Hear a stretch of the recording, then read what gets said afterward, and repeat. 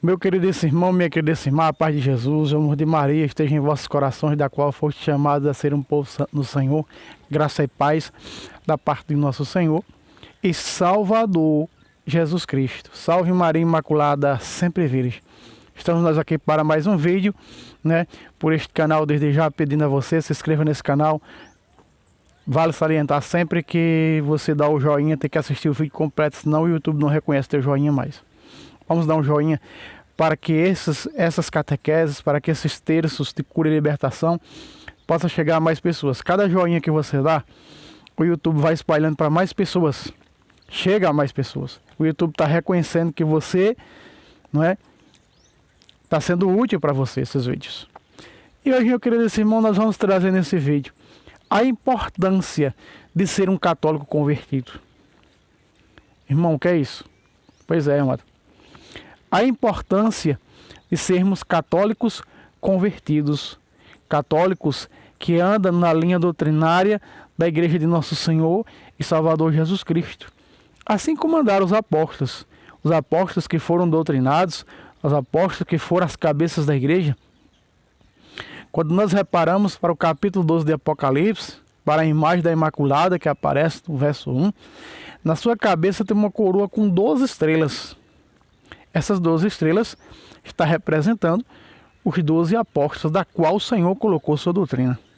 Ele disse no Evangelho de João: a doutrina que vos dou não é minha, mas sim do Pai que me enviou. Meu querido irmão, aqui do lado está a turma, né? Não dá para ver aí, mas isso aqui, a turma que eu chamo é as galinhas, né?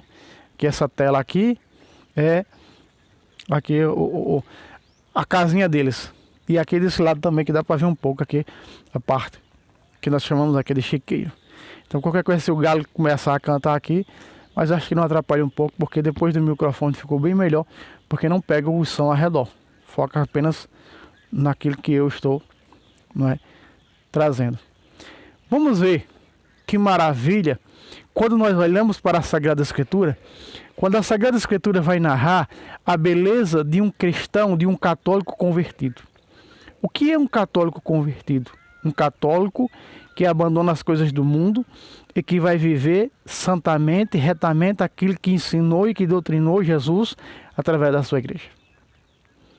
Que maravilha quando nós olhamos para um católico conhecedor da doutrina, quando nós olhamos para um católico conhecedor da patrística, quando nós olhamos para um católico mariano, para um católico consagrado a Jesus através da Imaculada, quando nós olhamos para um católico que as pessoas dizem aquele católico, aquele dali, sim, é um católico diferente.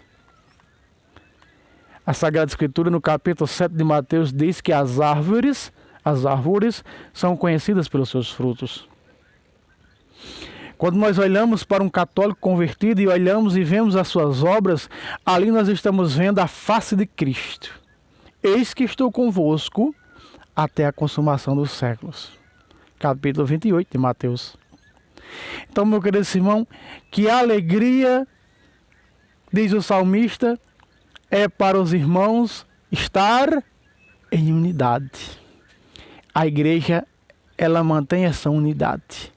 São Paulo, na primeira carta aos Coríntios, capítulo 10, versículo 17, ele vem dizer: nós, embora sendo muitos, formamos uma só igreja, essa unidade, porque todos nós comungamos de um único pão, a Eucaristia, Jesus, pão vivo de Deus.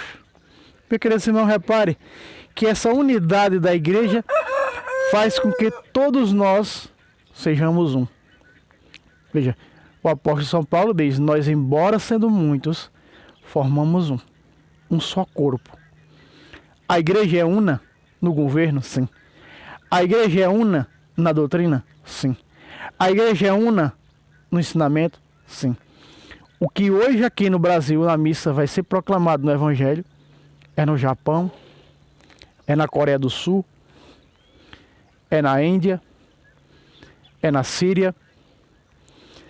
Mostra essa unidade dessa igreja una, que faz ser una no governo, que faz ser una na doutrina, que faz ser una, porque todos nós, embora sendo muitos, formamos um único corpo, porque todos nós comungamos do mesmo pão. Repare, meu querido irmão, que o apóstolo São Paulo, na primeira carta aos Coríntios 10:17, salienta, mostrando para cada um de nós que na Eucaristia, aí está, o pão da unidade. Que não haja divisão, disse Jesus no capítulo 17 de Mateus. Agora a galinha gritando de um lado, o galo cantando do outro. Por isso que eu trouxe aqui para salientar essa música de fundo, né? O vídeo gravado hoje aqui, entre eles, né? Dentro desse lado, como desse outro, né? Então, vale salientar que o pão da unidade faz com que sejamos apenas um.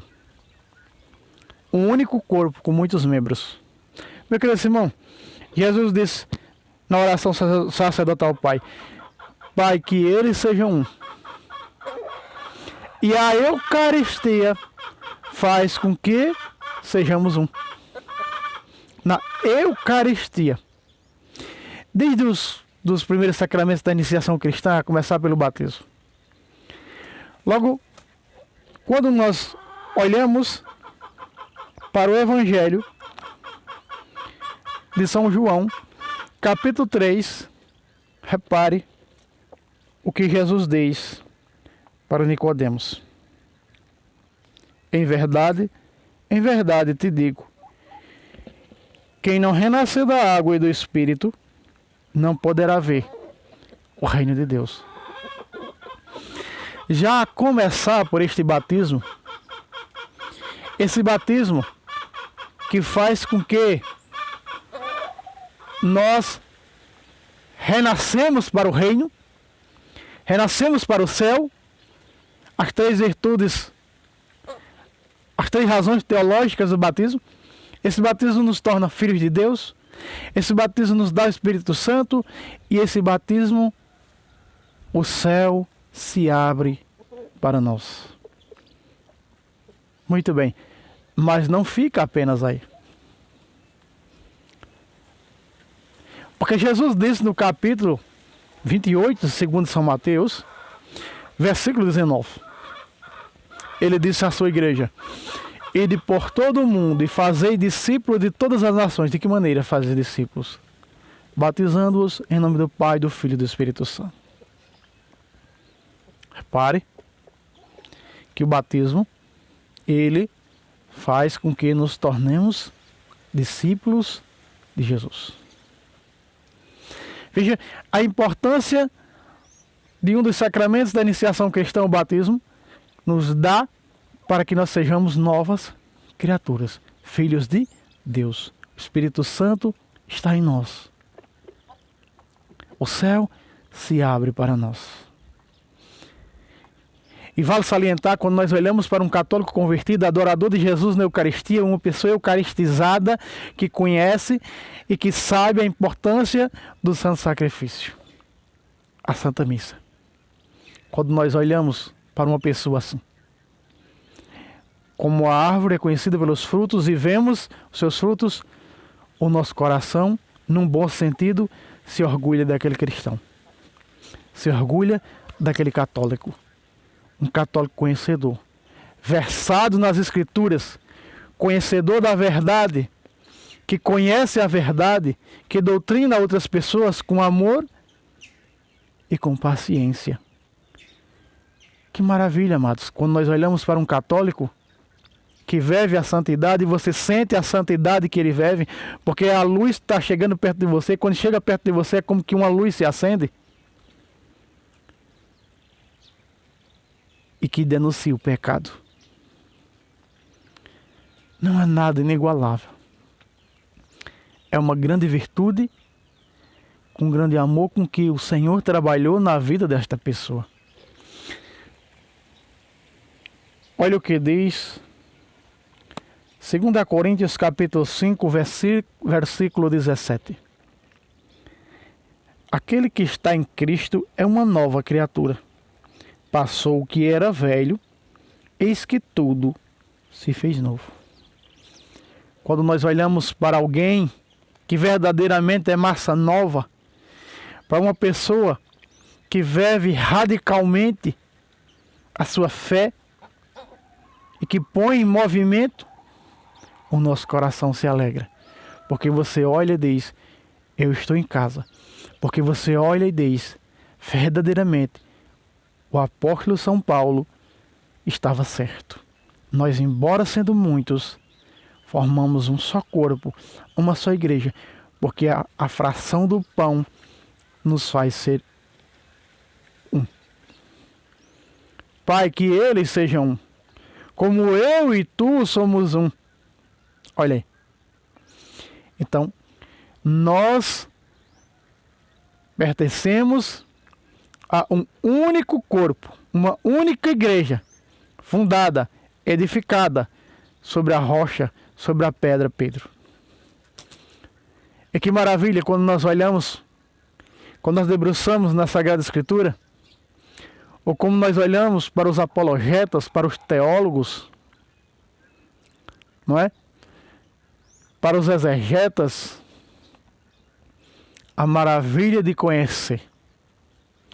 Quando nós olhamos para a sucessão papal, quando nós olhamos para os grandes gigantes, os pais da fé dos primeiros séculos, os pais da igreja, São Clemente Romano, São Policarpo.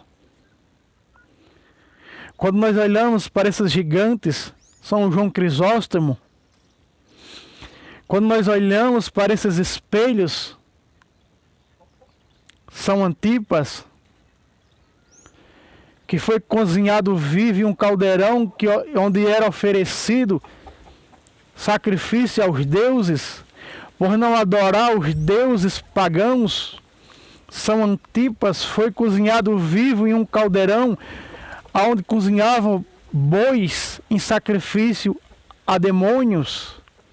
Porque Paulo disse, não é verdadeiramente a ídolos que sacrificais, mas sim a demônios.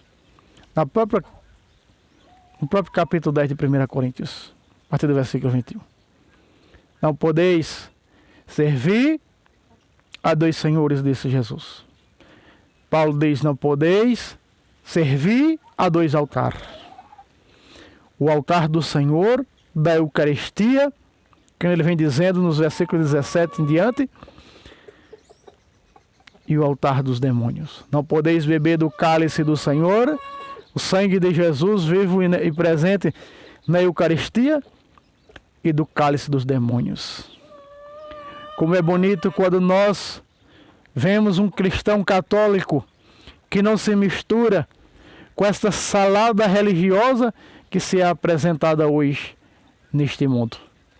Que não se mistura e que não faz de sua fé uma salada religiosa, mas que vive integramente a sã doutrina, como disse o apóstolo São Paulo, doutrinando o jovem bispo Tito. Pega comigo. Olha o que disse o apóstolo São Paulo, Tito, capítulo 1, versículo 9. Apegue-se fielmente à doutrina da fé, tal como foi ensinada. Olha só, essa doutrina da fé foi ensinada não por escrito, mas pela tradição, por viva voz. Tal foi ensinada para poder exortar segundo a sã doutrina e a rebater os que a contradizem. Olha aí, São Paulo pedindo para São Tito se apegar a essa doutrina salvífica da fé, para saber rebater e defender com integridade a fé católica contra aqueles que ofendem e que perseguem essa fé. Que lindo quando nós encontramos um católico assim. Não é? O nosso coração vibra, se alegra no Senhor. No capítulo 2, versículo 1 da tradução da minha Bíblia, que veio dos originais, dos 4 originais, São Paulo diz para São Tito: o teu ensinamento, porém, seja conforme a sã doutrina. Mais atrás, ele já tinha dito porque o ensinamento teria que ser conforme a sã doutrina. Veja só, porque esse ensinamento teria que ser doutrinário, porque nós viria um tempo em que as pessoas já não dariam mais crédito à doutrina da igreja. 2 Timóteo 4, 3. Porque virá um tempo em que os homens já não suportarão mais a sã doutrina da salvação. Levados pelas próprias paixões e pelo prurido de escutar novidades, ajustarão mestres para si. Se apartarão o ouvido da verdade e se atirarão às fábulas. Meu querido irmão, o apóstolo aqui, quando se alertou outro jovem bispo, agora São Timóteo, ele está dizendo que as pessoas viria um tempo que ele as pessoas já não suportarão mais essa doutrina da salvação, essa doutrina da igreja. Não há doutrina se não for de uma igreja. Então está se referindo à doutrina da igreja apostólica, da igreja católica apostólica. A única igreja, veja aqui, não tinha o protestantismo. Quando isso aqui foi escrito, o protestantismo ia surgir 1500 anos depois. Então, quando se refere aqui à doutrina da igreja, essa doutrina está falando de uma única igreja que havia, a igreja católica. Vale salientar que quando se lê isso aqui por parte dos não católicos, não está falando da doutrina deles, está falando da doutrina católica. Vamos ser verdadeiros em nome de Jesus Cristo e da Imaculada. E ele disse que essas pessoas, levadas pelas próprias paixões, pelo prurido de escutar novidades, ajustarão mestre para si. Verso 4. Apartando-se assim da verdade. Então preste atenção. Quando ele diz que as pessoas já não mais suportaram a sã doutrina, quando elas não suportam mais a sã doutrina, elas estão rejeitando a verdade. Pácata. Aqui está. Que a sã doutrina da igreja é a verdade. Quando nós vamos para a primeira carta de Timóteo 3,15, que não vou pegar, mas nós vemos que essa igreja, que é a igreja do Deus vivo, diz Paulo, ela é coluna e sustentáculo da verdade. Então, se ela é a coluna dessa verdade, então a verdade só pode estar nela. E veja que a verdade está no singular, não é coluna das verdades, é coluna da verdade, só tem uma verdade. Veja, Jesus disse, eu sou o caminho, a verdade e a vida. Então essa única verdade, esse único Jesus verdadeiro, só pode ser anunciado por essa igreja verdadeira. Veja que a verdade não pode ser anunciada por igrejas, porque a verdade é singular. Jesus é único, só há um Jesus. Por isso, só pode haver uma coluna, a igreja. Então ela nos dá essa verdade, ela nos transmite essa verdade através de sua doutrina. Veja que o apóstolo disse, quando rejeitariam essa doutrina, estavam justamente rejeitando a verdade. Mas quando nós olhamos para um católico cristão convertido, que conhece essa verdade, e que anuncia essa verdade, e que vive essa verdade, o nosso coração se alegra. O nosso coração deleita-se no Senhor. Que maravilha, amados. Quando me disseram, vamos à casa do Senhor. Que maravilhas quando nós olhamos para um católico de verdade e nós vemos nele, porque a árvore é conhecida pelos frutos, isso aqui, 2 de Atos 42. Perseveravam eles na doutrina dos apóstolos. Olha aqui. O que é a doutrina dos apóstolos, irmão? Irmão, se os apóstolos não existem mais, já morreram, como vai existir a doutrina dos apóstolos? A doutrina dos apóstolos foi passada para os bispos. E hoje continua com os bispos. Continua com o sucessor de Pedro, o Santo Padre e o Papa. Prova, irmão. Capítulo 20, versículo 28 de Atos. Quando Paulo fala nos sucessores deles, apóstolos, diz: o Espírito Santo vos constituiu bispos para pastorear a igreja de Deus que ele adquiriu com o seu próprio sangue. Paulo está dizendo, O Espírito Santo vos constituiu vocês. De que maneira essa constituição, essa instituição apostólica acontece? Quando os apóstolos ordenaram os bispos. Paulo ordenou São Timóteo, Paulo ordenou São Tito, Paulo ordenou 12 bispos, como está no capítulo 19 de Atos, da igreja de Éfeso. Os apóstolos foram ordenando os bispos. O apóstolo São João ordenou São Policarpo, bispo da igreja de Esmirna. Ele, São Policarpo, quando Jesus escreve a carta à igreja de Esmirna, o bispo, o anjo da igreja de Esmirna é São Policarpo, ordenado pelo próprio São João Evangelista. Os seus sucessores. Essa doutrina apostólica continua com a igreja, com os sucessores dos apóstolos, os bispos. Por isso, quando você lê isso aqui, permanecer na doutrina dos apóstolos, por isso que a igreja ela traz esse sobrenome, católica e apostólica. Preste atenção, católica e apostólica. O que é essa apostólica, irmão? Porque é a doutrina que veio dos apóstolos, dos sucessores dos apóstolos, que está com os sucessores dos apóstolos, que foram ministradas pelos apóstolos, que traz aquilo que foi ensinado, de que Jesus passou para esses apóstolos, os apóstolos passou para os bispos. E está conosco até os dias de hoje. Então, como hoje, irmão, permanecer na doutrina dos apóstolos, pertencendo à igreja fundada por Cristo sobre os apóstolos. A doutrina verdadeira que veio dos apóstolos, a igreja católica e apostólica. Repare, meu querido irmão, que a Sagrada Escritura diz: perseveravam eles na doutrina dos apóstolos. Como é maravilhoso olhar para um católico doutrinado, que conhece a doutrina, que vive a doutrina, que ensina a doutrina. É uma alegria incomensurável. Nas reuniões em comum, aqui está. Nas reuniões que o padre faz, né, com aqueles que estão à frente das pastorais, as reuniões em comum, né, as catequeses.